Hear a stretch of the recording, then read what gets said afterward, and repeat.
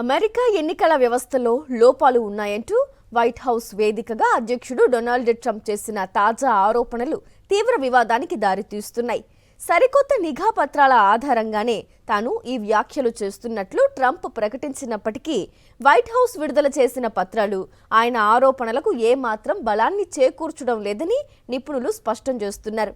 ముఖ్యంగా అమెరికా ఓటర్ల వ్యక్తిగత వివరాలు చైనా దొంగలించిందంటూ ఆయన చేసిన ఆరోపణల్లో ఎలాంటి నిజం లేదని, ఆ సమాచారం అంతా సాధారణ ప్రజలకు అందుబాటులో ఉండే బహిరంగ రికార్డులేనని తేలిపోయింది. I'm announcing the immediate declassification and release of critical intelligence revealing shocking vulnerabilities in our election infrastructure. This evidence shows that the election system we have dangerously exposes like levels never thought possible to hacking, exploitation, and foreign interference. Just as disturbingly, this vital information has for many years been covered up and hidden from you, the American people, our beautiful, our great American people.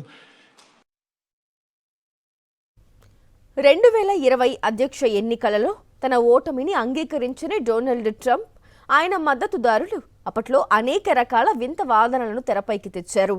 China దేశం thermostat పరికరాల ద్వారా voting యంత్రాలను hack చేసిందని, ఇటలీకి చెందిన శాటిలైట్ల ద్వారా ఓట్లను తారుమారు చేశారని ఆరోపించారు. అంతేకాకుండా ఎన్నికల అధికారులు సూట్ కేసులలో దొంగ ఓట్లను తరలించి బైడెన్ను గెలిపించారని ప్రచారం చేశారు. అయితే ఈ ఆరోపణలన్నీ కేవలం కల్పితాలని నిఘా వర్గాలు కొట్టిపారేశాయి. విచారణలో ఎలాంటి అక్రమాలు జరిగినట్లు రుజువు కాలేదు. అరిజోనా రాష్ట్రంలో జరిగిన పునర్విచారణలో బైడెన్కు మరిన్ని ఎక్కువ ఓట్లు రాగా ట్రంప్ ఓట్ల సంఖ్య మరింత తగ్గింది. జార్జియా రాష్ట్రంలో చేత్తో ఓట్లను లెక్కించడం, సంతకాల పరిశీలన, రికార్డుల తనిఖీ వంటి అన్ని పరీక్షల్లోనూ ట్రంప్ చేసిన ఆరోపణలు అవాస్తవాలని తేలిపోయాయి. అమెరికా ఓటర్ల సమాచారాన్ని చైనా దొంగలించిందని ఆరోపించారు అమెరికా అధ్యక్షుడు ట్రంప్. 2020 ఎన్నికల్లో ఉపయోగించిన ఓటింగ్ యంత్రాల్లో లోపాలున్నాయని అన్నారు. 2020 ఎన్నికల్లో భారీ అక్రమాలు జరిగాయన్న ట్రంప్, భవిష్యత్తులో అక్రమాలను అరికట్టేందుకు ఓటర్ల పౌరసత్వ ధృవీకరణను తప్పనిసరి చేయాలని చెప్పారు. Our purpose in disclosing this information is not to weaken confidence in election, but to earn that confidence by confronting vulnerabilities and correcting them very, very quickly. And that's what we're doing. The documents cover 5 major areas of concern. First, they show that over a period of years, starting during the 2020 election.